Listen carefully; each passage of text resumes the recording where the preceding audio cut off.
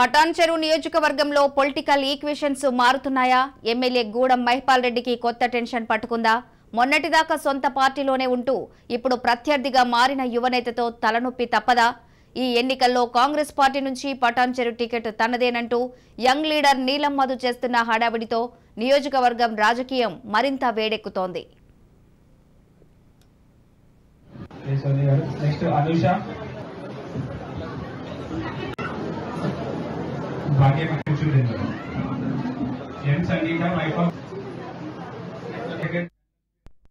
గడిచిన 3 ఏళ్లుగా పటాన్ చెరు నియోజకవర్గంలో ప్రజాసేవ చేస్తున్న నీలం మధు ముదిరాజ్ ఈసారి ఎలాగైనా ఎన్నికల బరిలో నిలిచి గెలవాలన్న పట్టుదలతో ఉన్నారు. ఆ మేరకు పోటీకి కూడా రంగం సిద్ధం చేసుకుంటున్నారు. ఈ మధ్య బీఆర్ఎస్ కు రాజీనామా చేసిన మధు కాంగ్రెస్ లో చేరేందుకు ప్రయత్నించడమే కాకుండా ఆ పార్టీ నుంచి టికెట్ ఆశిస్తున్నారు.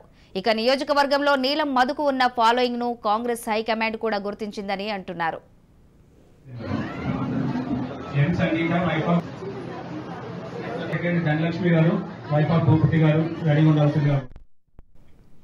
ఈ మధ్య తెలంగాణ అంతటా సుడిగాలి పర్యటన నిర్వహిస్తున్న రాహుల్ గాంధీ కూడా నీలం మధు గురించి ప్రత్యేకంగా ఆరా తీసినట్లు సమాచారం.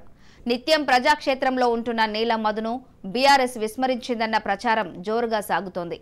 పటాన్ చెరులో నీలం మధు చేపట్టిన సేవా కార్యక్రమాలే ఆయన విజయానికి దోహదం చేస్తున్నాయని టాక్ వినిపిస్తోంది.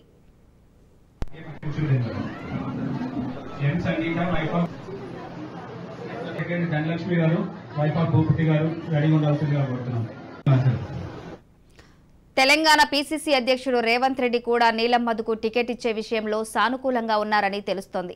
సిట్టింగ్ ఎమ్మెల్యే గూడెం మహిపాల్ రెడ్డిని ఢీకొట్టాలంటే నీలమైతేనే సరైన క్యాండిడేట్ అని నిర్ధారించుకున్నారని ఆయన అనుచరులు చెబుతున్నమాట. రాహుల్ గాంధీ ఢిల్లీ వెళ్లగానే మధును అభ్యర్థిగా ప్రకటించే అవకాశం లేకపోలేదన్న ప్రచారం జరుగుతోంది.